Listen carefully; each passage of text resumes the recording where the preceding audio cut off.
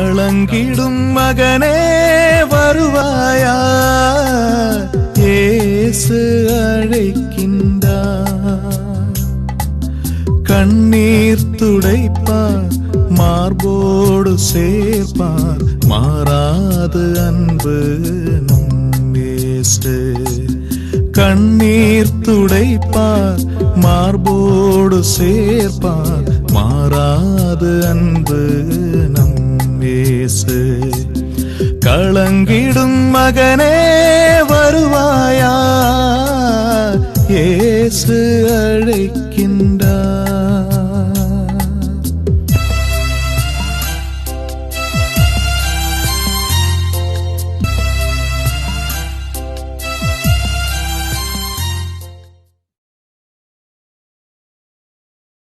இயேசு கிறிஸ்துக்குள் பிரியமானவர்களே, ஆண்டவராய் இயேசு கிறிஸ்துவின் பரிசுத்தமுள்ள திருப்பெயரிலே நல்வாழ்த்துக்கள். இந்த விடுதலை நேர நிகழ்ச்சி வழியாக உங்களை சந்திப்பதிலே மிகுந்த மகிழ்ச்சி அடைகின்றேன். ஆண்டவர் தந்திருக்கிற இந்த மாபெரும் கிருபைக்காக ஆண்டவரை நான் போற்றுகிறேன், புகழுகிறேன், வாழ்த்துகிறேன், ஆராதிக்கிறேன். ஆண்டவர் தந்த ஒரு கிருபை அவர் தாமே நடத்தி கொண்டிருக்கிறார். பிரியமானவர்களே, விடுதலை நேரம் நிகழ்ச்சியை அவளோடு கூட பார்த்து கொண்ட உங்கள் ஒவ்வொருவருக்கும் ஆண்டவர் தருகின்ற ஒரு அருமையான ஒரு வார்த்தை தான். கடந்த நாட்களிலே ஆண்டவர் சமூகத்தில் அமர்ந்து நான் ஜெபித்த போது ஆண்டவர் சொன்னார், என்னுடைய வழியை செல்வதற்காக சொல்லு என்று சொன்னார். எனவே நாளிலே ஆண்டவருடைய வழியில் செல்வோம், ஆண்டவருடைய வழியில் செல்வோம் என்கிற ஒரு செய்தியை நாம் சிந்திக்க இருக்கிறோம். எல்லாரும் பைபிள் எடுத்து வச்சிருக்கிறீங்க, நோட்டில் வச்சிருக்கிறீங்க, நாம் எல்லாம் எடுத்துக்கிடலாம். ஆண்டுடைய வழியில் செல்வோம் என்கிற சொல்லுகிற பொழுது என்னுடைய சிந்தனையிலே கருத்து வருகிறது. இந்த உலகத்திலே பார்க்கிற பொழுது பலவித வாகனங்கள் இருக்கின்றது, அந்த வாகனங்களை பார்க்கிற பொழுது மோட்டார் வண்டியெல்லாம் இருக்கிறது.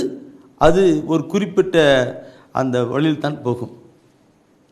ரயில் இருக்கிறது, அது ரயில்னா தண்டவாளத்து மேலே தான் போயிட்டு கொண்டிருக்கும் இல்லைங்களா? ரயில் இருக்கு, தண்டவாளத்தை போட்டிருக்கும். அதே மாதிரி விமானம் இருக்கின்றது, அது விமானம் அதுக்கு போயிட்டுருக்குது. அது ரேடார் செட்டப் பண்ணி அது ரூட்டெல்லாம் கொண்டு போயிட்டு இருக்கிறாங்க. இப்படி ஒவ்வொன்றுக்கும் ஒரு வழி இருக்கிறது. இப்போது மோட்டார் வைக்கணும் வேண்டி வானத்து மேலே ஏற்ற முடியாது. வானத்தில் ஓடுகின்ற அந்த பிளைனை இங்கே கொண்டு வர முடியாது. ரயிலை வானத்து மேல் போயிட்டுருக்க முடியாது. ரயில் சாதாரணமான ஒவ்வொன்றுக்கும் ஒரு வழி பாதை இருக்கிறது. அந்த பாதையில் செல்கிற பொழுது தான் அது சரியான நிலை உண்மையாக பார்க்கிறோம். இப்போது ஆண்டுடைய வழியில் செல்வோம் என்கிற பார்க்கிற பொழுது ஆண்டவரும் சில வழியை அமைத்திருக்கிறார், அவரே வைத்திருக்கிறார். இப்போ எப்படி காருக்கெல்லாம் வழி அமைத்து செட்டப் பண்ணி அதில் ஓட்டிக்கிட்டு இருக்கிறாங்களோ அதே போல் ஆண்டவரும் வழியை அமைத்திருக்கிறார். அந்த வழியிலே செல்லுகிற பொழுது தான் அது ஆசீர்வாதமான நிலையிலே நமக்கு இருக்கும். இந்த அநேக மக்கள் அப்படிப்பட்ட வழியிலே செல்வதில்லை, ஆண்டவர் வைத்திருக்கிற வழியை செல்வதில்லை. குறுக்கு வழியிலும் அந்த மாதிரிலும் போய்கொண்டிருக்கிறார்கள். அவர்களாகவே சொந்தமாக வழி செய்து கொண்டிருக்கிறார்கள். நாட்களிலே ஆண்டவருடைய வழியிலே சொல்வோம் என்கிற செய்தியை நாம் சிந்திக்கிற பொழுது என் அன்புக்குள்ளே தூய ஆவியானவர் உணர்த்துகிற கருத்தை பார்க்கணும். ஆண்டவர் வழியை காண்பிக்கிறார். முதலாவது ஆண்டவர் வழியை காண்பிக்கிறார். அந்த வழி தூய வழி, அந்த வழி ஆசீர்வாதமான வழி. தூய வழி ஆசீர்வாதமான வழி. இந்த தூய வழியும் ஆசீர்வாதம் ஆண்டவரே வழி நடத்தி கொண்டிருக்கிறார். ஆண்டவர் வழியை நடப்பித்துக் கொண்டிருக்கிறார், நடப்பிக்கிறான் பார்க்கிறோம். என் அன்புக்குறவர்களே, இந்த நாட்களிலே ஆண்டவர் வழியை காண்பிக்கிறார். அது தூயது ஆசீர்வாதமானது. அந்த வழியை ஆண்டவர் நடப்பித்து வருகிறார் என்பதை குறித்து இந்த நாளில் நாம் சிந்திக்க இருக்கிறோம். முதலாவது ஆண்டவர் வழியை காண்பிக்கிறார் என்பதை குறித்து நாம் சிந்திக்கப்பட வேண்டும். இதுதான் இந்த வழி போன்றது. அந்த வழி தூய வழி. அந்த வழி ஆசீர்வாதமான வழி. அதில் அவரே நடப்பிக்கிறார். முதலாவது நாம் சிந்திப்போம், ஆண்டவர் வழியை காண்பிக்கிறதை குறித்து நாம் சிந்திக்கலாம். ஆண்டவர் வழியை காண்பிக்க சொல்லுகிற பொழுது நீதிமொழி புத்தகத்திலே பார்க்கிறோம். நீதிமொழி புத்தகத்திலே 20ஆம் அதிகாரத்திலே 24வது வசனம், 20ஆம் அதிகாரத்திலே 24வது வசனம் ஒரு கருத்து நமக்கு சொல்லிக் கொடுக்கின்றது. மனிதனுடைய வாழ்க்கை பாதையை ஆண்டவர் அமைக்கின்றார். அப்படி இருக்க தன் வழியை மனிதனால் எப்படி அறிய இயலும் சொல்லுகிறார். இதை சிந்திக்கிற பொழுது நிறைய கருத்துக்கள் போய்கிட்டே இருக்கும். மனிதனுடைய வாழ்க்கை இன்று உங்களுக்கு ஒரு வாழ்க்கையை ஆண்டவர் அமைத்திருப்பார். உங்களுக்கு ஒரு வாழ்க்கை அமைத்திருப்பார், அவங்களுக்கு ஒரு வாழ்க்கை அமைத்திருப்பார், எனக்கு ஒரு வாழ்க்கை அமைத்திருப்பார். அப்படிக்கும் பொழுது அந்த வழியை மனிதனால் எப்படி அறிய இயலும்? இந்த கருத்தை நாம் பார்க்கணும். இன்னைக்கு அந்த வழியை அறியாதனால எதுதோ நாம் செஞ்சுக்கிட்டு போயிட்டே இருக்கிறோம். அதெல்லாம் வழியெல்லாம் ஃபெயிலியர் இருக்குது. அதை நான் ட்ரை பண்ணுற முடியல, அது நான் ட்ரை பண்ணிட்டுருக்கிற முடியல, அதுக்காக நான் முயற்சி எடுத்த முடியல, அதெல்லாம் கடவுளுடைய வழியை அறியணும். மனிதனுடைய வாழ்க்கை பாதையை இவருக்கு என்னது என்று ஒவ்வொன்றுக்கும் ஐயா பெரியவர் வைத்திருக்கிறார், வழி அமைத்திருக்கிறார். அது அவரால் தான் அறிய முடியும். என்னை பார்க்கிறோம் பிரியமானவர்களே, இன்று நம்ம ஒவ்வொருவருக்கும் சாதாரண நிலையில் இல்லை, நல்ல திட்டம் வைத்திருக்கிறார். ஏசியா புத்தகத்தில் சொல்லுகிற பொழுது, ஏசியா புத்தகத்தில் பார்க்கும் பொழுது 55ஆம் அதிகாரத்திலே, ஏசியா புத்தகம் 55ஆம் அதிகாரத்திலே 8-9 வசனத்தை நீ பார்ப்பில்லானால் அதிலே ஆண்டவர் சொல்லுகிறார், நீங்களும் நானும் ஏதோ சாதாரணமான நிலையிலே அந்த எண்ணங்களை நிறுத்திப்போம். இப்படித்தான் போவோம், இப்படித்தான் நிற்போம். இதோ குடும்பத்தில் ஒரு வேலை கிடைச்சா போதும், ஒரு வீடு கட்டினா போதும், ஒரு 2 வீலர் வண்டி வாங்கினா போதும், ஒரு குழந்தை பிறந்தா போதும், அப்படிலாம் நினச்சிருப்போம். ஆனால் ஆண்டவர் நம்மிலே வைத்திருக்கிற திட்டங்களும் வழிகளும் காரியங்களும் பார்க்கும்போது அது உயர்ந்ததாக இருக்கும் என்று அந்த ஏசாயா புத்தகத்தில் 55 8-9 வசனத்தை நாம் எடுத்து வாசிப்போமா? என் எண்ணங்கள் உங்கள் எண்ணங்கள் அல்ல, உங்கள் வழிமுறைகள் என் வழிமுறைகள் அல்ல என்கிறார் ஆண்டவர். நீ நினைக்கிற மாதிரி இந்த எண்ணங்கள், நீ நினைக்கிற மாதிரி என் எண்ணங்கள் ஆண்டு சொல்ற பார்த்துக்கிடுங்க. அன்பு சகோதரன் ஒவ்வொருவரையும் பார்த்து ஆண்டு சொன்ன, நீ நினைக்கிற மாதிரி இல்லை, என்னுடைய எண்ணம் சொல்லி கொடுக்கிறார். என் எண்ணங்கள் உங்களுடைய எண்ணம் போல அல்ல, நீங்கள் சின்னதாக நினச்சிட்டு இருக்கிறேன்னு சொல்கிறார். அடுத்தது அந்த 9வது வசனத்தை பார்க்கிற பொழுது அந்த வார்த்தை என்ன சொல்லுகிறது பாருங்கள். அந்த உன்னத கடவுளுடைய அந்த உயர் திட்டங்களை நாம் அறிந்து கொள்ள முடியும். மண்ணுலகில் இருந்து விண்ணுலகம் மிக உயர்ந்து இருப்பது போல உங்கள் வழிமுறைகளை விட என் வழிமுறைகளும் உங்கள் எண்ணங்களை விட என் எண்ணங்களும் மிக உயர்ந்திருக்கின்றன சொல்லுகிறார். மிக உயர்ந்திருக்குன்னு. இப்போ நாம் பார்க்குறோம், ஏதாவது நம்ம இவ்வளோ படிச்சுட்டு ஏதோ ஒரு வேலைக்கு போனால் போதும்,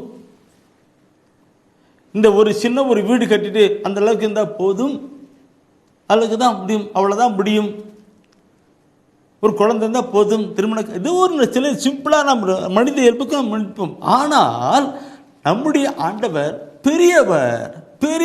அவர் சொல்றா பாருங்க, மண்ணுலகிலிருந்து விண்ணுலகம் எவ்வளவு உயர்ந்திருக்கிறதோ அந்த அளவுக்கு என்னுடைய எண்ணங்களும் திட்டங்களும் இருக்கிறது, அது உங்களுக்காக சொல்லுகிறார். பிரைஸ் எல்லாம் நம்மளை பற்றி. அதனால தான் நீதி சொல்லுது, மனிதனுடைய வழிகளை வாழ்க்கையின் பாதையை அமைக்கிறவர் அவர்.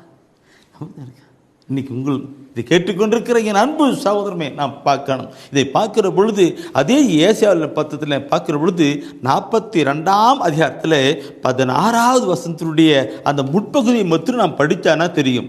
அந்த 42 முற்பகுதியை மட்டும் படிக்க நிறைய இருக்கு, ஆனால் முற்பகுதி மட்டும் படிக்க பார்க்கலாம். பார்வையற்றோரை அவர் அறியாத பாதையில் நடத்தி செல்வேன். அவர்கள் பழகாத பாதையில் வழி நடத்துவேன். செத்தானே அருமையான பார்த்தேன் சொல்லும் போது ஒரு மாதிரி எனக்கு பார்வை அற்றோரை அவர்கள் அறியாத நிலையில் இல்லைங்க பழகாத நிலை அவங்க அறியாத நிலை நடத்துவாங்க. இந்த வசன வார்த்தையை சொல்லுகிற படிக்கிற பொழுது என்னுடைய வாழ்க்கையை நான் நினச்சி பார்க்கிறேன். என் அன்புக்குருடைய இந்த இப்போ பார்த்துங்களவா இந்த வசனத்தை வார்த்தையை சொல்லுகிற பொழுது என் உள்ளத்தில் இந்த என்னுடைய சாட்சியத்தை குறித்து நான் சொல்லணும்னு நினைக்கிறேன். நான் இராணுவத்தில் இருந்து ஓய்வு பெற்று வருகிற பொழுது நான் நினச்சேன் நான் கிராமத்தில் வாழ்கிற ஒரு மனிதன். கிராமத்தில் அப்போது கொஞ்சம் நான் மாடுகள்லாம் வைத்து ஒரு சின்ன பால் பண்ணை வச்சு கொடுவோம்னு நினச்சிக்கிட்டேன். அந்த காலத்தில் எக்ஸர்சைஸ் எனக்கு நிறைய வேலை கிடைக்கும். எங்கன்னா ஒரு வேலைக்கு போயிட்டு நான் வேலை செஞ்சுக்கிட்டு அந்த சம்பாதிக்கலான்ட்டு. அது இல்லாமல் நான் வில்லேஜ் தானே, கிராமம் தானே, அங்கெல்லாம் பணம் வட்டி கொடுப்பாங்க, கந்துக்கு வட்டி கொடுப்பாங்க. எனக்கு 3 எண்ணம் ரொம்ப தீர்மானது. 1 பால் பண்ணை அமைக்கணும், 2வது நல்ல ஒரு வேலைக்கு போயிடணும், அதில் வருமானம் பென்ஷன் வரணும், வருமானம் வரணும். 3வது வில்லேஜில் கந்துக்கு வட்டி கொடுத்து நான் பெரிய ஆளாகணும்னு நினச்சிட்டு இருந்தேன். இது என்னுடைய எண்ணங்கள், சிந்தனைகள். ஆனால் ஆண்டவர் என்ன வித்தியாசமான எதுனா பார்வையற்றோரை அந்த பார்வையில் அந்த வழியிலும் பழகாத வழியிலும் எனக்கு இந்த பைபிள் படிக்கிறதோ இந்த ஜெப வழிபாடுறதுக்கு ஒன்றுமே டச்சிங்கே கிடையாது, எனக்கு அனுபவமே கிடையாது. ஆனால் இப்படி வழி நடத்திக்கிட்டு இதை கேட்டுக்கொண்டிருக்கிற என் அன்பு சகோதரமே, ஆண்டவர் வழியை நமக்கு காண்பிக்கிறார்.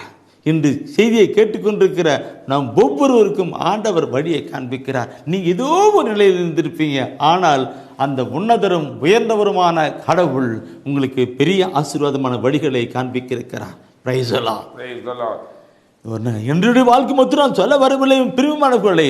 இதில் நாம் பார்க்கிற பொழுது நாம் இந்த எல்லா பைபிளில் பார்க்கப்படும் நிறைய பேர் தானே நிறைய கருத்துக்களை பார்க்கிறோம்.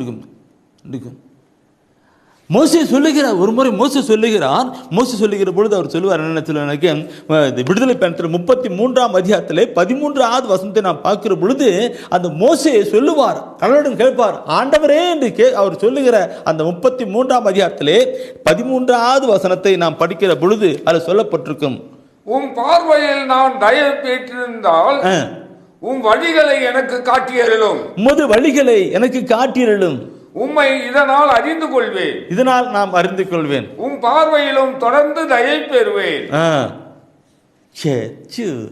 என் அன்புக்குள்ளே மோசே சொல்லுகிறார், உம் வழிகளை என் வழியில் நான் இப்படிதான் போயிட்டு இருக்கிறேன், உம் வழிகளை எனக்கு காட்டியருளும், சொல்லுங்க இந்த வழிதான் காட்டுங்கன்னு சொல்லி கொடுக்கிறார். பாருங்க, மோசஸ் கேட்கிறாரு, ஆண்டவரே நீ என்னைக்கு என்ன வைத்திருக்கிற, என்ன திட்டம் வைத்திருக்கிற, என்ன வழி வைத்திருக்கிறீங்க, அது எனக்கு காட்டிடலும் ஆண்டவர் என்று மோசே கடவுளும் கேட்கிறார். அப்போ கடவுள் அந்த மோசைக்கு இப்படிலாம் வழி, இதுதான் இப்படி போகணும், நீங்கள் எல்லாம் செய்யணும், அப்படி போயின்னு சொல்லி கொடுக்குறார். இல்லை எனக்கு இப்படி இருக்கு பாருங்க. நம்ம ஒவ்வொரு வாழ்க்கையிலும் அதே போல தாவீதை பார்க்கிற பொழுது தாவீது கூட அதே மாதிரி தான் சொல்லுகிறார். தாவீதை பார்க்கிற பொழுது திருப்பாடலை பார்க்கிற பொழுது தாவீது திருப்பாடலை பார்க்கிற பொழுது 31வது திருப்பாடலே 3வது வசனத்தை படிக்கிற பொழுது அவர் தாவீது சொல்லுகிற சங்கீதக்காரர் சொல்லுகிற ஒரு கருத்தை பார்க்கணும். ஆம், என் கற்பாரையும் கோட்டையும் நீரே உமது பெயரின் பொருட்டு எனக்கு வழிகாட்டி என்னை நடத்தியருளும், உமது வழிகாட்டி என்னை நடத்தியருளும். ஆண்டவரே என்னை வழிகாட்டி நடத்தியருளும். நாம் ஜெபிக்கணும் பிரியமானவர்களே, இது நாம் காட்டணும். அந்த உன்னதரும் உயர்ந்தவருமான ஆண்டவரிடம், ஆண்டவரே நல்ல ஒரு வழியை காட்டுங்க, நான் போகிற பாதையை காட்டுங்க என்று காரணாக அவர் நமக்கு வழியை காட்டுகிறவராக, நமக்கு இதுதான் உனக்கு வழி, இதுதான் இதில் போன்னு சொல்லி கொடுத்து நம்ம நடப்பிக்கிறவராக இருப்பார். அது நல்ல ஒரு பரிசுத்தமான ஒரு வழியாகும், ஆசீர்வாதமான ஒரு வழியாகவும் இருக்கும். பிரியமானவர்களே, பார்க்கணும். என்னுடைய வாழ்க்கை நடந்த நிகழ்ச்சி சொன்னேன். மோசே கேட்கிறார், ஆண்டவரே நான் கேட்கல என் வாழ்க்கையில் ஆண்டவரின் வழி, ஆனால் அவரே கொண்டு வந்து கொடுத்து நடத்தி வைத்துட்டார். இன்னைக்கு அப்படிதான். இன்னைக்கு மோசே கேட்கிறார், ஆண்டவர் எனக்கு இந்த வழியை காட்டி கொடுங்க. தாவீது கேட்கிறார், வழியை காட்டி கொடுங்க. தாவீது அங்க மாத்திரம் சொல்லல, வேற ஒரு இடத்துல சொல்லுவார். நீ பார்க்கணும், திருப்பாடலில் 143வது அதிகாரத்தில் 8வது வசனம் சொல்லுகிற கருத்து இன்னும் கூட வித்தியாசமாக கேட்டிருப்பார். அவர் வித்தியாசம், தாவீது சங்கீதக்காரர் சொல்றது ஒன்று வித்தியாசமா சொல்லிட்டு இருக்கிறார். வழி நான் நடக்க வேண்டிய அந்த வழியை எனக்கு காட்டியருளும். ஏனெனில் உம்மை நோக்கி என் உள்ளத்தை உயர்த்துகின்றேன். ஓ, உள்ளத்தை உயர்த்துகிறேன் சொல்லுகிறார். என்ன உணர்வு! நான் இதை படிக்கிற பொழுது, இந்த இறைவசன வார்த்தையெல்லாம் படிக்கும் பொழுது அதோடு கூட இயல்பாக ஒட்டிக்கிடுவேன். இன்னைக்கு மக்கள் அது கொண்டு வரல. அது ஒரு பெரிய பாரம். எனக்கு பாரம். இறைவசன வார்த்தையில் எடுக்கணும். கடவுள் நமக்கோடு கூட பேசுகிறதை கொண்டு வரணும், அனுபவிக்கணும். தாவீது சொல்லுகிறார், ஆண்டவரே, நான் நடக்க வேண்டிய அந்த வழியை காட்டிலும் அதுல நீங்க நடத்தல சொல்லிட்டு என் அன்புக்குள்ளே நான் இன்னும் மோசேவுடைய கருத்தை நான் கொண்டு வர விரும்புகிறேன். பிரியமானவர்களே, மோசே ஜெபம் பண்ணார்லவா? மோசே ஜெபம் பண்ணார், ஆண்டவரே எனக்குள்ள வழிகளை காட்டி கொடுங்கன்னு காட்டி கேட்டார். அப்படி காட்டும்போது கடவுள் அவருக்கு மோசேவுக்கு எப்படி வழி நடத்திக்கிட்டு இருந்ததை நம்ம அடிக்கடி நம்ம எல்லாம் படித்து தான் விடுதலை பயணத்திலிருந்து அப்படி போயிட்டு நிறைய கருத்து இருக்கும். ஆனால் அந்த திருப்பாடல் திருப்பாடலில் பார்க்குற பொழுது அந்த மோசேக்கு அந்த கருத்துக்களை கேட்டு ஜெபித்த கருத்துக்களுக்கு அங்கே திருப்பாடல் 103 7வது வசனத்தை படிக்கும் பொழுது அந்த மோசேக்கு கருத்துக்களை அங்கே கொண்டு வருகிறார். அவர் தம் வழிகளை மோசேக்கு வெளிப்படுத்தினார்.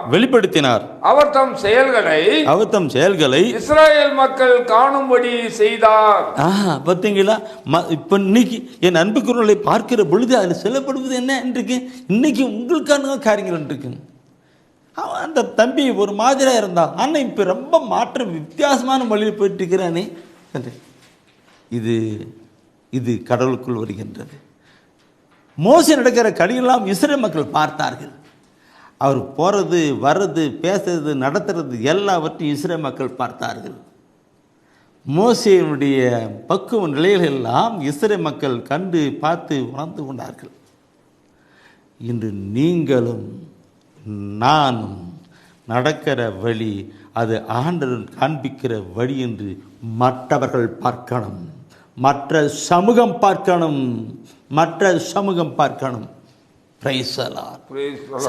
நான் இந்த வழிகளை கொண்டு வருகிற பொழுது சொல்லுகிற பொழுது அது என்ன வழி என்று பார்த்தானாக்க அது தூய வழி. அந்த கருத்துக்கு நான் பார்க்குற பொழுது மத்தியில் சொல்லுகிற ஒரு கருத்து இருக்கும். மத்தியில் சொல்லுகிற கருத்து மத்திய 7ஆம் அதிகாரத்திலே 13-14 வசனம் நாம் அடிக்கடி படித்த வசனம், அடிக்கடி நான் கேட்ட வசனம். அந்த வசனம் தான் மத்திய 7ஆம் அதிகாரத்திலே 13-14 வசனத்தை, முதலாவது 13 வசனத்தை நாம் படிக்கலாம். அது பின் 14 வசனத்தில் நான் கொண்டு போகலாம். 13ஆம் வசனம், இடுக்கமான வாயிலின் வழியே நுழையுங்கள். இடுக்கமான வாயில் வழியே நுழையுங்கள். ஏனெனில் அழிவுக்கு செல்லும் வாயில் அகன்றது, வழியும் விரிவானது, அதன் வழியே செல்வோர் பலர். பார்க்கிறேன், இடுக்கமான வாயில் வழியில் நுழையுங்க. அழிவுக்கு செல்லுகிற வாயில் அகன்றமான் இருக்குது, அதுல செல்றவங்க நிறைய பேர் இருக்கிறாங்க. இந்த கருத்தையும் நம்ம பார்க்கணும்.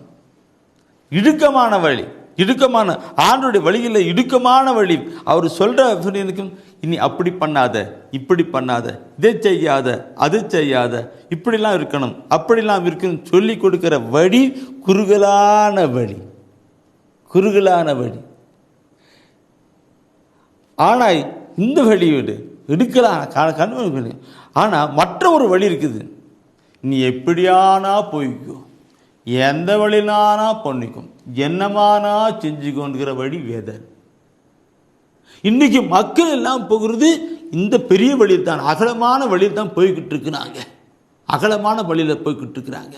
இந்த அகலமான எப்படியானா பேசிக்கோ, எப்படியானா சொல்லிக்கோ, எப்படியானா செஞ்சிக்கோ, எப்படியானா வாழ்ந்துக்கோ, இப்படியானான்றதுல தான் பெரிய வழி போயிட்டு இருக்குது. ஆனால் கடவுள் ஒரு கொடுக்க இப்படி தான் செய்யணும், இதுதான் செய்யணும், இதுதான். சரி, அடுத்து 14வது வசனத்தை நாம் படிக்கணும் பிரியமானவர்களே. வாழ்வுக்கு செல்லும் வாயில் மிகவும் இடுக்கமானது. அந்த வாழ்வுக்கு செல்லுகின்ற வழி மிக இடுக்கலானது, வழியும் மிக குறுகலானது. இதை கண்டுபிடிப்போர் சிலரே.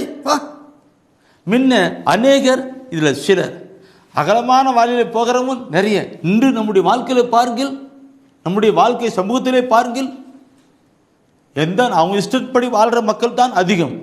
ஆனால் ஆண்டவருடைய வசன வார்த்தையின்படி, அவருடைய கட்டளைப்படி வாழ்கிற பரிசுத்தமான ஒரு தூயமான வழியிலே போகிற மக்கள் மிக குறைவுன்னு சொல்லப்பட்டிருக்கிறது. இந்த கருத்தை நாம் பார்க்கிற பொழுது, இறைவசன வார்த்தையை படிக்கிற பொழுது தான் நமக்கு தெரியும் நாம் எந்த வழியில் போய்கொண்டிருக்கிறோம். அகலமான வழியில் போய்கொண்டிருக்கிறோமா, அல்லது குறுகலான வழியிலே போய்கொண்டிருக்கிறோமா, பரலோகத்தின் வழியிலே போய்கொண்டிருக்கிறோமா, நரகத்தின் வழியிலே போய்கொண்டிருக்கிறோமா என்று பைபிளை படித்தாதான் தெரியும். நாம் எவ்வளோ படிக்கலையே. திருப்பாடலில் 119 105வது வசனத்தை நாம் படித்தோமானால் அது அடிக்கடி பார்க்கணும். திருப்பாடல் 119 105வது வசனம் படிக்குமானால் நாம் போகிற பாதையை காட்டுகிற வெளிச்சம், தீபம் அப்படி பயங்கரமாக சொல்லிக் கொடுப்பார். நாம் எந்த வழியில் போய்கிட்டு இருக்கிறோம், எந்த வழியை வாழ்ந்துகிட்டு இருக்கிறோம்னு அந்த வசனம் சொல்லிக் கொடுக்கும் பிரியமானவர்களே. என் காலடிக்கு உம் வாக்கே விளக்கு, ஆமா, என் பாதைக்கு ஒளியும் அதுவே. பார்த்தீங்களா, நாம் எந்த வழியை போயிட்டு இருக்கிறோம், எந்த வழியை போய்கிட்டு காட்டுகிறது அந்த இறைவசன வார்த்தை தான் சொல்லப்பட்டிருக்கிறது. Praise the Lord. விசாலமான சொந்த அவன் இஷ்டப்படி வாழ்ற வாழ்க்கையா, இல்லது ஆண்டவருடைய வசன வார்த்தையை கேட்டு ஒழுங்கான பரிசுத்தமான வாழ்க்கை வாழ்க்கைமா பார்க்கணும். பரிசுத்தமான வாழ்க்கை நாம் பார்க்கணும். என் பெருமானார்களே, இதை நான் பார்க்கிற பொழுது, இறைவசன வார்த்தையின் வழியாக நாம் போகிற பாதை என்று பார்க்கிற பொழுது, ஏசியா புத்தகத்திலே ஒரு கருத்து சொல்லப்பட்டிருக்கும். அந்த கருத்து என்னை உள்ளத்தை தொட்ட ஒரு கருத்து. இன்று அந்த வசன வார்த்தை உங்கள் உள்ளத்தையும் தொடுவதாக எடுத்து படியுங்கள். ஏசியா 35ஆம் அதிகாரத்திலே 8, 9, 10 வசனத்திலே முதல்ல 8வது வசனத்தை நாம் படிக்கலாம். அங்கே நெடுஞ்சாலை ஒன்று இருக்கும், அது தூய வழி என்று பெயர் பெறும். தூய வழி என்று பெயர் பெறும். தீட்டுப்பட்டோர் அதன் வழியாய் கடந்து செல்லார். தீட்டுப்பட்டவர்கள் அதன் வழியாய் கடந்து செல்லார். அவ்வழி வரும் பேதையரும் வழி தவறி செல்லார். பாருங்க என்ன ஒரு அருமையான கருத்து. நீங்க மீண்டும் தனிமையாக உட்காரும்போது படிச்சு மீண்டும் பாருங்க. ஆண்டவர் காட்டுகிற அந்த இடுக்கமான வழி என்று சொல்லப்படுகிறோமா, அந்த இடுக்கமான வழி என்று சொல்லுகிற பொழுது அதில் போறவர்கள் மிக சில்லர் தான் சொல்லுங்க இருக்கு. அதுல யாருமே வரமாட்டாங்க. இந்த தூயமான வழியிலே தீட்டுப்பட்டவர்கள், பாவ வாழ்க்கையில அநியாயம் அக்கறம் செஞ்சுக்கிட்டு தண்ணி அடிச்சுட்டு இப்படிப்பட்ட வாழ்க்கை வாழ்கிறவர்கள் அந்த வழியில செல்ல மாட்டார்கள். தூய வழியில் செல்ல மாட்டார்னு சொல்லப்பட்டிருக்கு. இடுக்கமான வழியில செல்ல மாட்டார்னு சொல்லப்பட்டிருக்கிறது. ஓ மை லார்ட், என் அன்பு குருகளே, இப்படி நான் பார்க்கிற பொழுது எனக்கு யோபு ஒரு யோபு சொன்ன ஒரு வார்த்தையை நினைக்க வரும். யோபு சொல்லுகிறார் ஒரு முறை, யோபு தன் வாழ்க்கையில் மிகுந்த ஒரு வேதனையோடு கூட வாழ்கிற போது அது சொல்லுவார். என்ன சொல்லுவார்னாக்க 23ஆம் அதிகாரம் 10 சொல்லுவார், நான் போகும் வழியை அவர் அறிவார். நான் போகும் வழியை, நான் நேர்மையா வாழ்கிற வாழ்க்கையை அவர் அறிவான்னு சொல்லப்பட்டிருக்கும். பிரியமானவர்களே, பிரியமானவர்களே, இந்த கருத்துக்களை நாம் சிந்திக்கணும். ஏசாயாவில் 26ஆம் அதிகாரத்தில் 7ஆம் வசனம், நீர் நேர்மையாளரின் வழியை செம்மாக்கிறீர். இப்படி யாரெல்லாம் போகிறார்களோ அவர்கள் வாழ்க்கையை நீர் செம்மையாக்குகிறீர். ஆசீர்வாதமான வழியாய் இந்த இடுக்கமான கட்டளை கட்டுப்படுத்தி போகிற வழியிலே அவர்களை நீ செம்மையாக்குகிறேன் சொல்லப்பட்டிருக்கும். இதை கேட்டுக்கொண்டிருக்கிற அன்பு சகோதரமே, ஆண்டவர் காட்டுகின்ற வழியில் நாம் சென்று கொண்டிருக்கிறோமா? அந்த போயிட்டு கொண்டிருக்கிறோமா? அந்த இடுக்கலான பரிசுத்தமான அந்த வழியிலே நாம் போய் கொண்டிருக்கிறோமா? தூய வழியிலே போய் கொண்டிருக்கிறோமா என்பதையும் நாம் சிந்தித்து பார்க்கணும்.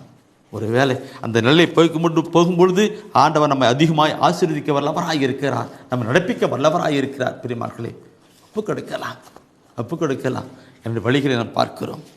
என் உள்ளத்தின் ஆழத்திலே இருந்து நான் இதை பாடுகிறதா இருக்கும். அது நீங்களும் அதோடு கூட இணைந்து பாடுங்க. என்னை நடத்தும் இயேசுநாதா உமக்கு நன்றி ஐயா. எனக்குள் வாழும் எந்த நேசா உமக்கு நன்றி ஐயா. என்னை நடத்தும் இயேசுநாதா உமக்கு நன்றி ஐயா. எனக்குள் வாழும் இதய நேசா உமக்கு நன்றி ஐயா. பாவம் இல்லா தூய வாழ்வு வாழ செய்பவரே. பாவம் இல்லாம் தூய வாழ்வு வாழ செய்பவரே. பூவாய் வளர்ந்து பூத்து குலுங்கி மலர செய்பவரே. ஆண்டவர் வழியிலே நாம் செல்வோம், ஆண்டவருடைய வழியிலே செல்வோம் என்பதை நாம் சிந்திக் கொண்டிருக்கிறோம். ஆண்டவருடைய வழியில் செல்வோம் என்று பார்க்கிற பொழுது முதலாவது ஆண்டவர் வழியை காண்பிக்கிறார். அந்த வழி தூய வழியாக இருக்கிறது என்று ஆண்டவர் வழி காண்பிக்கிறார். அந்த வழி தூய வழி என்று இடுக்கமான அவர் வழி, அந்த வாசல் வழி. இதை செய்யாதே, இப்படி பண்ணாதே, செய்யக்கூடாது, இப்படி செய்யக்கூடாது, இதுதான் சரி, எப்படி சொல்லிட்டு இடுக்கமான ஒரு வழியிலே நம்ம நடப்பித்து ஒரு பரிசுத்தமான நிலையை கொண்டு போகிறது தான் தூய வழி. எப்படியாவது இருந்துக்கோ, எப்படியாவது செஞ்சுக்கோ, எந்த நாளை வாழ்ந்துக்கோ, போய்க்கோன்னு சொல்லுகிறது அகலமான பாதை. இதிலே வாழ்கிறவர்கள் தான், இந்த அகலமான பாதையிலே வாழ்ந்துகிறவர் தான் அதிகமான மக்கள் இருக்கிறார்கள் என்று நான் சொல்லப்படவில்லை, ஆண்டவராக இயேசு கிறிஸ்துவே ஆனால் சொல்லும். அதில் பலர் இதில் குறைவானது, இதில் மிக குறைவானது. ஆம், இந்த பரிசுத்தமான ஒரு தூய வழியிலே நடக்கிறவர்களுக்கு எப்படியெல்லாம் நிலையை பார்க்கும் பொழுது நான் அப்படியே தினத்திலே சிந்தித்தோம். அந்த கடைசி நாம் பார்க்கிற பொழுது ஏசாயால் சொல்லுகிற போது 26ஆம் அதிகாரத்திலே 7வது சொல்லும்போது, நீர் நேர்மையாளரின் வழியை செம்மையாக்குகிறீர். செம்மை ஆக்குகிறீன்ற ஒரு கருத்தை நான் பார்க்கிற பொழுது அது ஒரு ஆசீர்வாதமான ஒரு வழியாக இருக்கிறதை நான் பார்க்க முடியும். ஆசீர்வாதமான வழியாக பார்க்க முடியும். நாம் சிந்திக்கணும் பிரியமானவர்களே. இன்று நம் மக்கள் ஆசீர்வாதம் பார்க்கும்போது வழி என்று பார்க்கிற பொழுது நாம் பார்க்கிறோம், நேர்வழி வேற, குறுக்கு வழி வேற, இல்லைங்களா? நேர்வழி வேற, குறுக்கு வழி வேற. இப்போ நேர்வழி என்பது தான் பரிசுத்தமான வழி, குறுக்கு வழி என்பது தவறான வழி. இன்று மக்கள் அந்த அகலமான குறுக்கு வழியில் தான் ஓடிக்கொண்டிருக்கு, வாழ்ந்து கொண்டிருக்கிறார்கள்.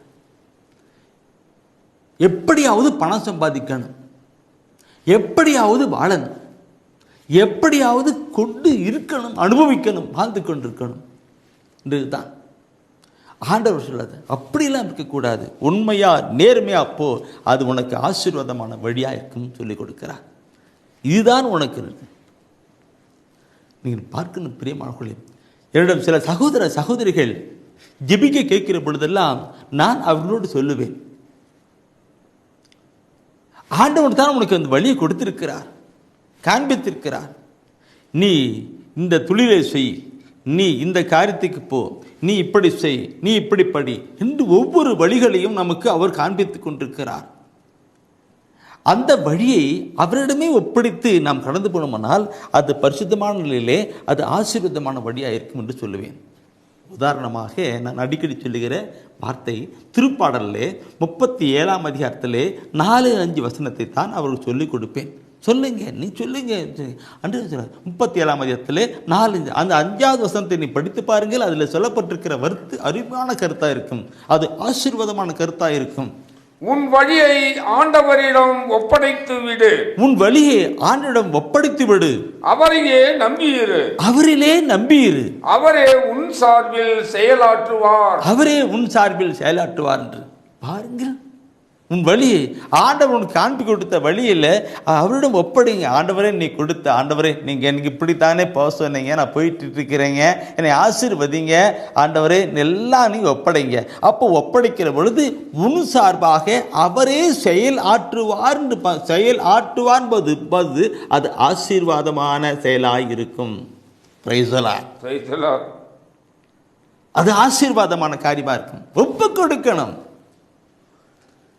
குறுக்கு பாதையில கிடையாது, குறுக்கோளில் கிடையாது. அவர் காண்பிக்கிற அந்த பரிசுத்தமான வழியிலே, அந்த இப்படி போகக்கூட இப்படி குடுக்கலான பாதையிலே போய்கொண்டு இருக்கும்போது அந்த பார்க்கும்போது அவர் ஆண்டவரே நான் பரிசுத்தமான வழியில் தானே போய்கொண்டிருக்கிறேன், ஆண்டவரே நீ காண்பிக்கிற வழி தானே போய்கொண்டிருக்கிறேன், ஆண்டவரே இந்த பாதையில் நீ வைத்திருக்கிற காரியங்களை எனக்கு தாங்கன்னு சொல்லுகிற பொழுது அங்கே அவர் ஆசீர்வாதமான காரியங்களை கொடுப்பார்.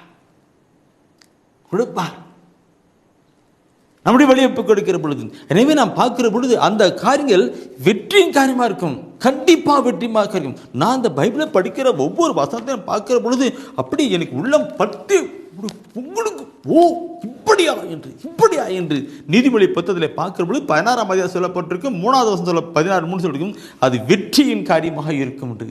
அவர் வழியிலே நான் போகுமானால் அது வெற்றியின் காரியமாக இருக்கும்.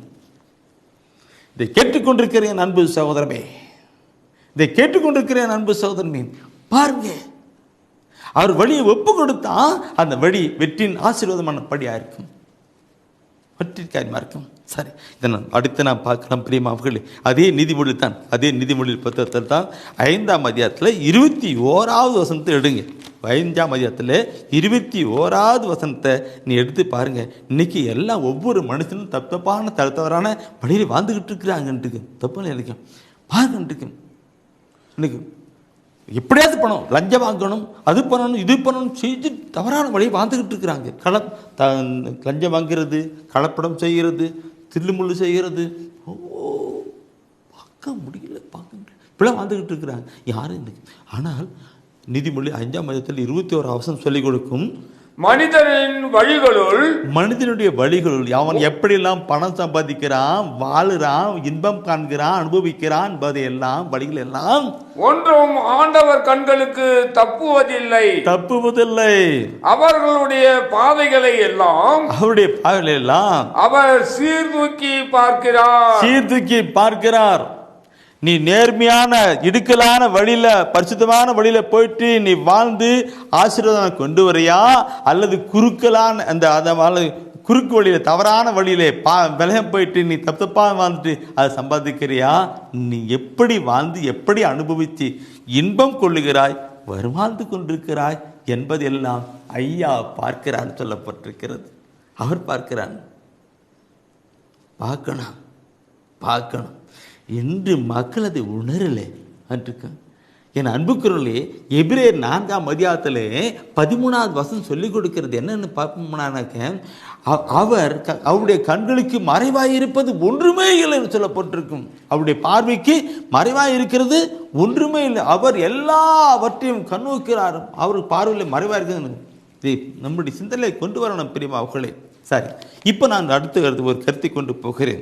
இந்த அவர் பார்க்க அந்த அப்போ நம்ம ஒரு பார்க்கும்போது அவருடைய வழியிலே நாம் பார்க்கும் பொழுது அது ஆசீர்வாதமான வழிகளின் பார்க்கிற பொழுது இனச்சட்டம் 19ஆம் அதிகாரத்திலே 8வது வசனம், இனச்சட்டம் 19ஆம் அதிகாரத்திலே 8வது வசனத்தை நாம் படிக்கலாம்.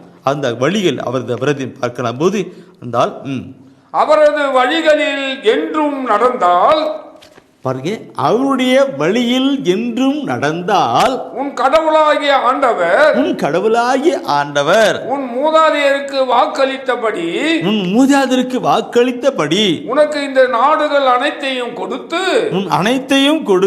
உன் எல்லைகளை விரிவாக்குவார். எல்லாம் ஒரு பிரைஸ் லார்ட் சொல்லலாமா? Praise lord. சிட்ட கருத்தை பாருங்க சகோதரமே. அவர் பரிசுத்தமான ஒரு வழி, கஷ்டம்தான், பரிசுத்தமான ஒரு தூய வழியை பாரு, இடுக்கலான்னு இப்படி பண்ணக்கூட இப்படி அப்படி போனா அந்த வழி போனா ஆண்டவர் வைத்திருக்கிற அந்த ஆசீர்வாதமான காரியங்களை நீ பெற்றுக்க. அவர் வழியில் நடந்தால் என்றும் நடந்தால் சொல்றாரு, அனைத்தையும் கொடுத்து அனைத்தையும் கொடுத்து உனக்கு என்னென்ன தேவையோ அதெல்லாம் கொடுத்து உன் எல்லைகளை விரிவாக்குவானுங்க. நீ சாதாரணமான ஒரு குடிச்சில் கூரை வீட்டில் இருப்பீங்க, அது பெரிய வீடாக பெரிய பங்களா மாதிரி வீடு கட்டுவீங்க. நீங்கள் ஒரு சாதாரணமான நிலையில் இருப்பீங்க, ஒரு கஞ்சி பண்ணுறீங்க, ஆனால் விரிவாக்கிட்டு இருக்கீங்க. உன்னை எல்லா வருமானத்தின் காரியங்களும் அதிகமாக போயிட்டு விரிவாக்குவார். நம்ம பார்க்கணும் நம்முடைய வாழ்க்கையிலே அந்த தூய வழியிலே கடந்து போனால் அது ஆசீர்வாதமான வழிகளாக ஆசீர்வாதமான காரியங்களாக இருக்கும் என்பது தான். சரி, இந்த ஒரு கருத்தோடு கூட என் அன்புக்குள்ளே எனக்கு இந்த இறைவசனம் சொல்லுகிற பொழுது ஒவ்வொன்றா உள்ளத்தில் வந்துனேகிறது தான். ஒரு வழிச்சு சொன்னால் இது சொல்லு அது சொல்லி தூயார் உணர்த்திக்கிட்டே இருப்பாங்க. எனக்கு ஒரு சகோதரர் பொன் சொன்னார், அது பிரதர் இப்படி பிரதர் இறைவசன வார்த்தை அப்படி சொல்லிட்டு இருக்கிறீங்க. அது நானா சொல்றது, இங்கே தூயாவின் உந்துகிட்டு இருக்கிறாரு, அவர் சொல்றத அப்படி சொல்லிக்கிட்டு இருக்கிறதான். இந்த நான் கார்மேல் தியான ஆசிரமத்தில் செய்தி கொடுக்கும்போது கூட சொல்லுவார்கள், இப்படி இறைவசனம் தானே. என் அன்புக்குறவுகளே, ஒன்றும் தெரியாது. நான் முன்ன சொன்ன ஆரம்பத்தில் இல்லைங்களா, என்னுடைய வழியும் வேலை. ஏன்னா பார்வையற்றவனு பார்வையே இல்லாத வளர்த்துக்கிறதான் இன்னைக்கு நடத்திக்கிட்டு இருக்கேன். நடத்துகின்ற காரியம் நீதிமொழி புத்தகத்தில் 8ஆம் அதிகாரத்தில் 32வது வசனத்தை எடுத்து நான் படிக்கலாம். எனவே பிள்ளைகளே, எனக்கு செவி கொடுங்கள், எனக்கு செவி கொடுங்கள். என் வழிகளை பின்பற்றுகின்றோர், என் வழிகளை பின்பற்றுகின்ற மக்கள் நற்பேறு பெற்றோர். நல்ல பேறு பெற்றவர்கள், நல்ல பேறு பெற்றவர்கள் சொல்லப்பட்டிருக்கு. நல்ல பேர் பெற்றிருக்கும். நான் பார்க்கணும், நல்ல பேர் பெற்றிருக்கும். இந்த உலகத்தின் காரியங்களிலே நல்ல பேர் பெற்றிருக்கும். அப்போ அவர் வழியிலே வரும்போது தான் அந்த மனுஷன் நல்ல பரிசுத்தமான மனுஷன், அந்த சகோதரி நல்ல பரிசுத்தமானவள், ஆசீர்வாதமானவள், கடவுளுக்கு பிடித்தமானவள், கடவுளுக்கு பிடித்தமானவன், கடவுளுக்கு அப்படின்னு சொல்லுகிற உண்மையானவன், நேர்மையானவன், உத்தமமானவன் என்று சொல்லணும். உண்மையானவன், நேர்மையானவன், உத்தமமானவன், கடவுளுக்கு பயப்படுகிற பரிசுத்தமான மனிதன் என்று அதுதான் நல்ல பேரு. நான் பேறு பெற்றவன் சொல்லணும். இன்று உங்களையும் என்னையும் சொல்லணும். அது அவருக்கு பெருமை. அந்த வழியிலே வருகிறவர்களுக்கு அந்த பெருமை. அப்படி வருகிற மக்களை ஆண்டவர் அரண்மனைத்தை காப்பார் என்று கூட சொல்லப்பட்டிருக்கும் நீதி. அதே பார்த்தீங்கன்னா நீதிமொழி 10:29 பார்க்கும் பொழுது அப்படி நற்பேறு பெற்ற அந்த அவருடைய வழியிலே வாழ்ந்து நற்பேறு பெற்ற மக்களை ஆண்டவர் அரண் சூழ்ந்து காப்பார் என்று சொல்லப்பட்டிருக்கு. அரண் சூழ்ந்து காப்பார் என்று அந்த வசனம் சொல்லப்பட்டிருக்கும். Praise the Lord. ஆம் பெரிய மனவர்களே, ஆண்டவர் காண்பிக்கின்ற வழி தூய வழி, அது ஆசீர்வாதத்துக்குள் நடப்பிக்கின்ற வழி, ஆசீர்வாதத்துக்குள் வழி நடக்கின்ற வழியாக இருக்கிறது. ஏசியா புத்தகம் 55ஆம் அதிகாரம் 7வது வசனத்தை நான் இந்த வேளையிலே கொண்டு வரும்படி தூயார் உணர்த்துகிறார். கொடியவர் தம் வழிமுறையையும், கொடியவர்கள் தன் வழிமுறையையும், தீயவர் தம் எண்ணங்களையும் விட்டு விடுவார்களாக. அவர்கள் ஆண்டவரிடம் திரும்பி வரட்டும். அவர் அவர்களுக்கு இரக்கம் காட்டுவார். அவர்கள் தம் கடவுளிடம் வரட்டும். ஏனெனில் மன்னிப்பதில் அவர் தாராள மனத்தினர். ஏன் இந்த வசன வார்த்தை நான் இங்கே தூயார் உணர்த்தினார் தெரியுங்களா? இந்த செய்தியை கேட்டுக்கொண்டிருக்கிற பொழுது அநேருடைய உள்ளத்தில் நான் அகலமான பாதையில் தான் போட்டு கொண்டிருக்கிறேனே, தவறான வழியில் தான் வாழ்ந்து கொண்டிருக்கிறேன் என்று உங்களுடைய உள்ளம் பேசிக்கொண்டிருக்கிறது, உணர்த்தி கொண்டிருக்கிறது. ஆண்டவர் சொல்லுகிறார், திரும்பி வா. எப்படிப்பட்ட நிலை இருந்தாலும் திரும்பி வா. அவர் மன்னிக்கிற கடவுள். அவர் வழியிலே வா என்று தான் இப்பொழுது கரம் விரித்து அழைக்கிறார். அவர் காண்பிக்கிற வழியிலே, அந்த தூய வழியிலே, அந்த ஆசீர்வாத மனையிலே வழியில வருகிற பொழுது அவர் நம்மை நடப்பிக்கிறவர் இருக்கிறார். நாம் அடுத்த ஒரு கருத்தை நாம் சிந்திக்கலாம். ஆசீர்வாதமான வழின்னு பார்த்தோம் அல்லவா? அடுத்த விருத்து, அந்த ஆசீர்வாதமான வழியிலே நடத்துகிறவரும் அவரே, வழி நடத்துகிறவரும் அவரே. ஆண்டவர் வழி நடத்துகிறோம் அவரே. நாம் பார்க்கணும். அதை குறித்து பார்க்கிற பொழுது மீகா 2ஆம் அதிகாரம் 13வது வசனம் அதில் சொல்லப்பட்டிருக்கும். நாம் அவருடைய வழியிலே, பரிசுத்தமான வழியிலே போகிற பொழுது அது ஆசீர்வாதமான காரியங்களாக இருக்கும். அதுக்கு முன்னாடி என்ன தடை இருந்தாலும் எப்படிப்பட்ட தடை இருந்தாலும் அடித்து தள்ளி கொண்டு போயிட்டு ஒன்று கொடுத்துட்டே திருப்பார். மீகா 2:13 படிக்கலாம். அவர்களின் வழிகாட்டிகள் தடைகளை தகர்த்தெறிந்து வெளியேறுவார்கள். அவர்களின் அரசர் அவர்களுக்கு முன்னால் கடந்து செல்வார். ஆண்டவரே அவர்களை வழிநடத்தி போவார். மூன்று காரியங்கள் வழிகாட்டுறவர்கள் வந்து எல்லாம் அடிச்சு உடைச்சி போயிட்டே இருப்பாங்க. அங்கே அரசர் வழிகாட்டிட்டு போவாங்க, அவருடைய மேய்ப்பன் மக்கள் வழிகாட்டி போயிட்டு இருப்பாங்க. ஆண்டவரே அவர்களை வழிநடத்தி போவான்னு சொல்லப்படுது. ஆசீர்வாதமான காரியங்களுக்கு போயிட்டுப்பான்னு சொல்லப்பட்டிருக்கிறது. நான் ஆண்டவர் சித்தமானால் இந்த ஒரு கருத்தை மொத்தரும் நான் மீண்டும் ஒரு நாளைக்கு நான் உங்களோடு கூட பகிர்ந்து கொள்ள விரும்புகிறேன். இந்த கருத்து மிக ஆழமான கருத்து, அற்புதமான கருத்து, ஆசீர்வாதமான கருத்து. இந்த ஒரு கருத்தை நான் உங்களுக்கு சித்தமானால் நான் ஒரு நாள் தனி சொல்லுகிறேன். சரி, பார்க்கணுன்றதுக்கு அவர் வகையில் வெளிகளை காட்டிகள் நடத்தினான். சரி, இந்த கருத்தோடு பார்க்குற பொழுது கடவுள் வைத்திருக்கிற காரியங்கள் என்ன என்று பார்க்கும்போது எனக்கு இந்த திருப்பாடல் சங்கீதக்காரர் திருப்பாடல் சொல்லுவார் இல்லைங்களா, திருப்பாடல் 23 பார்க்கும் பொழுது, அது 23 பார்க்கும்போது 4வது வசனம் அது சொல்லுவார். இன்றைக்கு நானும் அவரே நல்ல மேய்ப்பன், பசும்புல் மேய்ச்சல் வழிநடத்துகிறவர் அப்படிலாம் சொல்லுகிற பொழுது அந்த 4வது வசனம் சொல்லுகிற ஒரு கருத்து இருக்கும். அது என்ன கருத்துன்னு பார்த்தோன்னா நம்ம உள்ள பெறுகின்ற ஒரு கருத்தாக இருக்கும். அது சொல்லுவார், இன்றைக்கு நீர் அந்த சங்கீதம், நீர் என்னோடு இருப்பதால் எத்தீங்கிற்கும் நான் அஞ்சேன். பிரச்சனை போராட்டம் என்னெல்லாம் வரட்டும், ஒன்றும் நான் பயப்பட மாட்டேன். ஏன்னா ஆண்டவரே அவரே வழிநடத்தி போவார், அவரே வழிநடத்திக்கிட்டு போயிட்டு இருக்கின்றார். அதனால ஒன்றும் பயப்பட தேவையில்லைன்னு தான் அங்கே கொண்டு வந்துட்டு இருக்கிறார். ஆண்டவருக்கு மகிமை உண்டாகட்டும். பிரியமானவர்களே, இந்த வசனத்தை நான் சொல்கிறபோது ஏசியா 10 எடுக்கலாம், ஒவ்வொரு வசனம் எடுக்கலாம். ஏசியா 10 எல்லாம் நிறைய எழுதி வைக்கிறீங்க, எனக்கு ரொம்ப சந்தோஷம். அது எல்லாரும் எழுதலை. அப்படி காதல் கேட்டு போயிட்டு இருக்கிறாங்க. சில பேர் இது பார்க்குறதே இல்லை. ஏசியா 52ஆம் அதிகாரத்தில் 12வது வசனத்தினுடைய பிற்பகுதியை படிக்குங்க. முன்பகுதி வேண்டாம், பிற்பகுதி மட்டும் படித்தா கூட போதும். ஏன்னா நம்பர் டைம் இருக்குன்னாங்க. ஆண்டவர் உங்கள் முன்னே செல்வார். இஸ்ரவேலின் கடவுள் உங்கள் பின்னே பாதுகாப்பாய் இருப்பார். பாருங்க என் அன்பு குரலே, ஆண்டவர் காண்பிக்கின்ற வழியிலே நீ நடப்பில்லானால் அது தூய வழியாயிருக்கும். அந்த தூய வழியிலே நடப்பில்லானால் அது ஆசீர்வாதமான வழியாயிருக்கும். அந்த ஆசீர்வாதமான வழியிலே போகிற பொழுது ஆண்டவரே உங்களுக்கு முன்னாடி போவார், பின்னாடி அவர் பாதுகாப்பாக இருப்பார். உங்களுடைய வாழ்க்கையில் எந்த விதமான தீமைகளும் கொடுமைகளும் வேதனைகளும் வருவதில்லை. சொல்லுது என்ன, ஆண்டவரே உங்கள் முன்னாடி செல்வார்,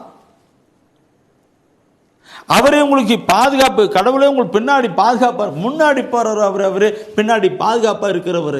முன்னாடி பின்னாடி பார்க்கணும். நான் சில வேலையில் நான் அடிக்கடி சாட்சியும் சொல்லிட்டு இருப்பேன் இல்லைங்களா, சொல்லியிருக்கேன். அதையும் மீண்டும் சொல்ல விரும்பலை. என் வாழ்க்கையில் ஆண்டவர் விஷயத்திருக்கேன். சங்கீதக்காரர் சொல்லுவார், ஆண்டவர் எவ்வளவு நல்லவர் செஞ்சுனாங்க. ஆண்டவர் நல்லவர் அடுத்த நாளைக்கு பார்க்கலாம். பிரியமானவர்களே, அப்படியாய் நம்முடைய ஆண்டவர் நம்முடைய வழிகாட்டுகிறார். அது அவர் முன்னாடி போய்கிட்டே இருப்பார், பின்னாடி பாதுகாப்பாக இருந்துட்டு தவறு போகக்கூடாதுன்னு சொல்லி நடப்பித்து ஆசீர்வாதமான வழியிலே நம்ம நடப்பிக்கிறவராக இருக்கிறார்.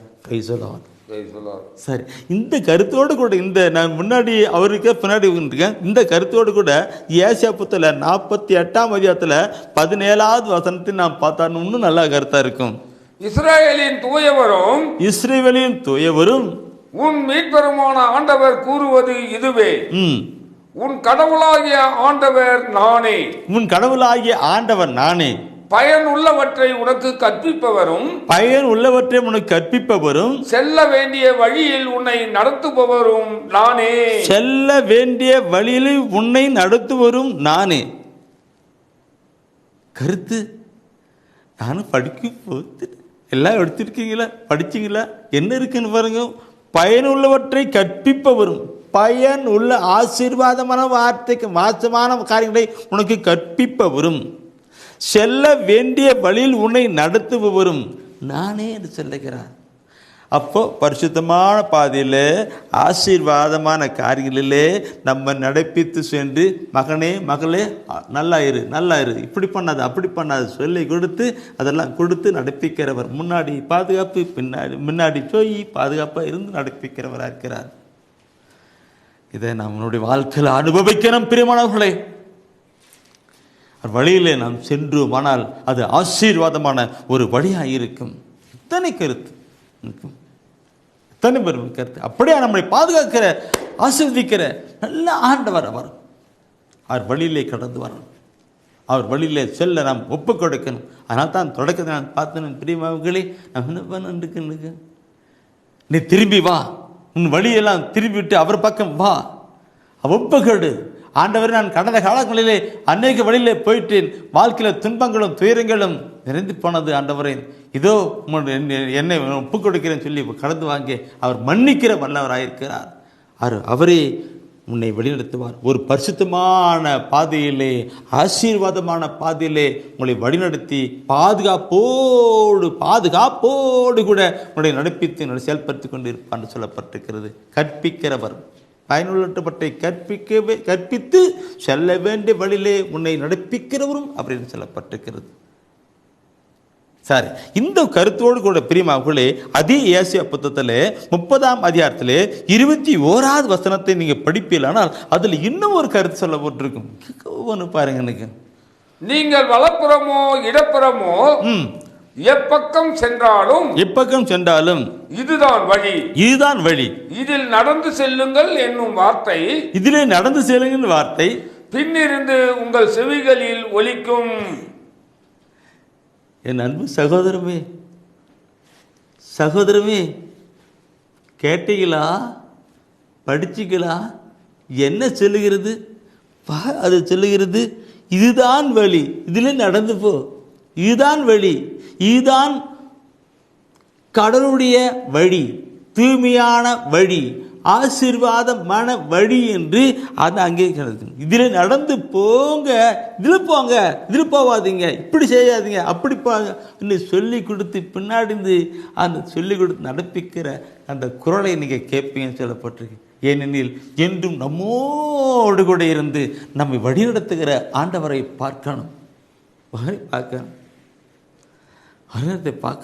இந்த ஒவ்வொரு வசனத்தை நாம் பார்க்கிற பொழுது இந்த ஒரு கருத்தை போட்டுருக்கு இல்லைங்களா? இருக்கணும். சரி, இந்த கருத்தோடு கூட நான் அடுத்து ஒரு கருத்து கொடுக்கிறேன். ஏன்னா வசனம் நிறைய சொல்லுவாங்க, பிரதர் நீங்கள் நிறைய வசனம் சொல்கிறீங்க, வசனம் எடுத்து வச்சுருக்கீங்க. இந்த கிராமத்தில் இருக்கிற நான் மழை இல்லாத அப்படி கொஞ்சமான மழை இருந்திருக்கும்போது விதை வைக்கும்போது விதை சொல்லுவாங்க. என்ன சொல்லுவாங்கன்னாக்க, விதையை கொஞ்சம் கூட சேர்த்தி போடுங்க, விதையை கொஞ்சம் சேர்த்தி போடுங்க. ஏன்னா ஒரு விதை அந்த ஒரு விதை விதைக்கிறனாக்க இன்னொரு விதை முளைக்குன்னு தான் சொல்லி. அதனால தான் ஒன்று போனால் கூட ஒன்று வருட்டுன்ற நிலையில் தான் சொல்லி கொடுக்குறேன். சரி, இப்போ திருப்பாடல் எடுங்க. திருப்பாடல் 32 8வது வசனத்தை எடுத்து படித்து பார்க்கும்போது அங்கே ஒரு கருத்து சொல்லப்பட்டு 32 8 நான் உனக்கு அறிவு புகட்டுவேன், நீ நடக்க வேண்டிய வழியை உனக்கு காட்டுவேன், உன்னை கண்ணோக்கி உனக்கு அறிவுரை கூறுவேன். அறிவு புகட்டுவேன் ஒரு வார்த்தைன்னு பார்க்கும்போது இல்லைங்களா, அறிவு புகட்டுவேன், அடுத்தது அறிவுரை வழி காட்டுவேன், அறிவு புகட்டுவேன், வழி காட்டுவேன், அடுத்தது அறிவுரை கூறுவேன். 3 கருத்துக்கள், ஆழமான கருத்துக்கள். புகட்டுவேன், காட்டுவேன், கூறுவேன். அதை நம்மிலே செய்து கொண்டிருக்கிறார். எதுவரை? கடைசி நாள் வரை. திருப்பாடலே 48 14 வசனம் பார்க்கும்போது கடைசி வசனம் சொல்லப்பட்ட அந்த வார்த்தை இருக்கும், இறுதி வரை நடத்துகிறவர் அவர் என்று ஒப்புக் கொடுக்கலாம். ஆண்டவருடைய வழியிலே செல்ல நம்ம ஒப்புக் கொடுக்கலாம். அவர் காண்பிக்கிறார் அந்த வழி, தூய வழி, ஆசீர்வாதமான வழி. அந்த வழியில் நம்ம நடத்துகிறார். கண்களை மூடி கேட்ட இறைவசன வார்த்தைகளை உள்ளத்தின் ஆழத்தில் நிறுத்தி நாம் கடந்து போகலாம். நம்ம நடத்துகிறவர் அவர். கரம் பிடித்து வழி நடத்தும் கர்த்தரை களிப்போடு துதி பாடி போற்றுவோம்.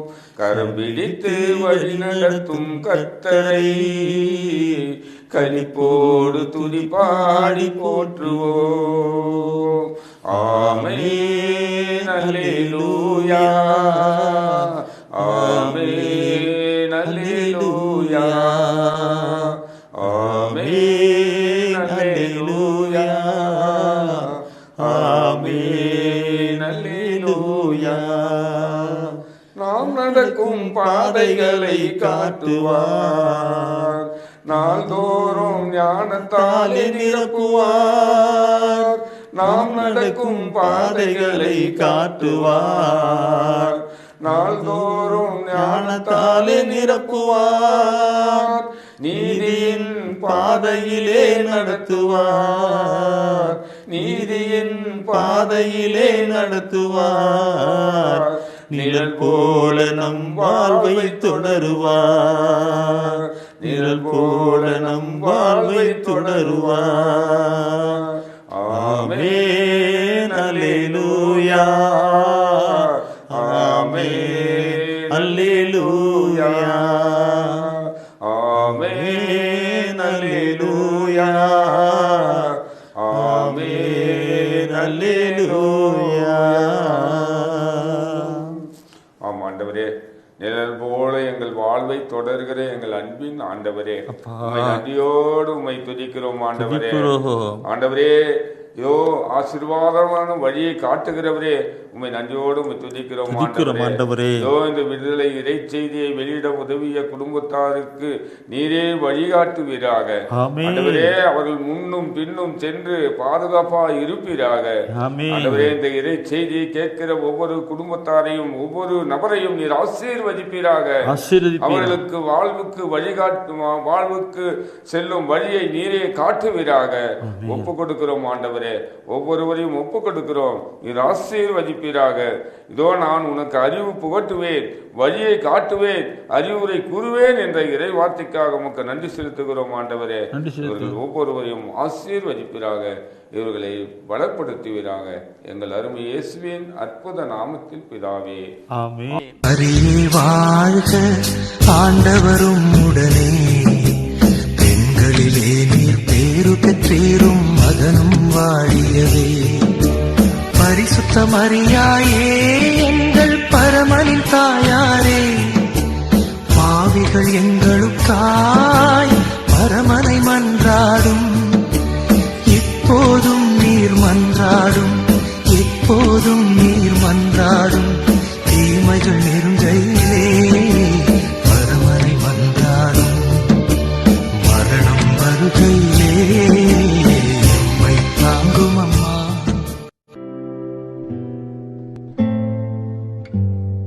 தெய்வ ஒளியும் ஒளியும் என்ற மாத இதழ்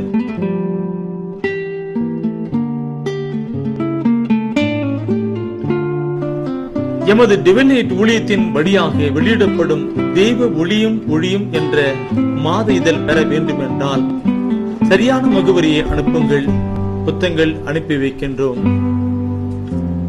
எங்கள் ஊழியங்களுக்காக ஜீவியுங்கள். ஆண்டவர் உணர்த்துகின்ற காணிக்கையால் தாங்க.